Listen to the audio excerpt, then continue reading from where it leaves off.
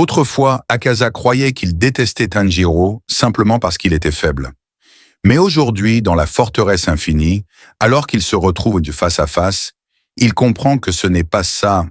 Ce qu'il ressent pour Tanjiro, c'est un rejet viscéral. Leurs visions du monde sont complètement opposées.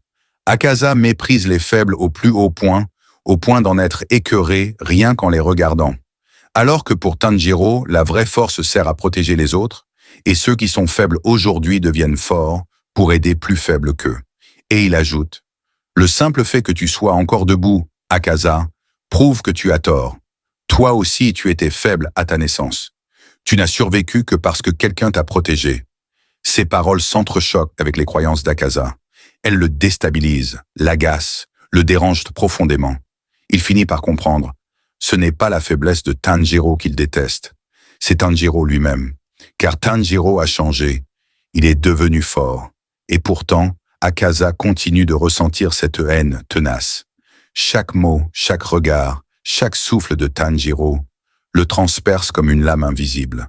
Et soudain, une voix du passé résonne dans l'esprit d'Akaza. Une voix douce mais ferme. Peu importe ce qu'on fait, on commence tous comme des bébés.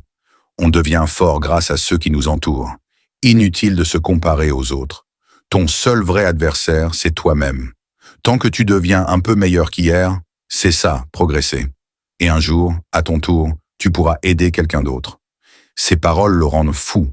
Akaza donne un coup de poing dans le vide. Tanjiro le regarde perplexe. Pourquoi il frappe dans le vide? Et plus il entend Tanjiro parler, plus il entend cette vieille voix, celle de son ancien maître. Ça l'énerve encore plus. Il se rue de nouveau sur Tanjiro avec une fureur incontrôlable. Ses attaques sont impossibles à suivre, rapides et précises, comme guidées par une force magnétique. Chaque coup semble viser avec une précision surnaturelle, comme s'il visait chaque point faible du corps humain. Tanjiro encaisse, part, esquive. Mais la puissance des coups est telle que même en se protégeant, il est gravement touché. Il remarque quelque chose. Les mouvements d'Akaza sont aussi précis qu'une boussole, toujours orientés vers la faille. Pourquoi? Qu'est-ce qui attire ces points avec une telle justesse? Tanjiro tente de comprendre, de trouver la clé dans ses mots, dans son style, dans son regard. Tout entier plongé dans ce duel, Tanjiro déchaîne la danse du soleil, son souffle originel. Et là, Akaza est surpris. Même en esquivant la lame, il se fait couper.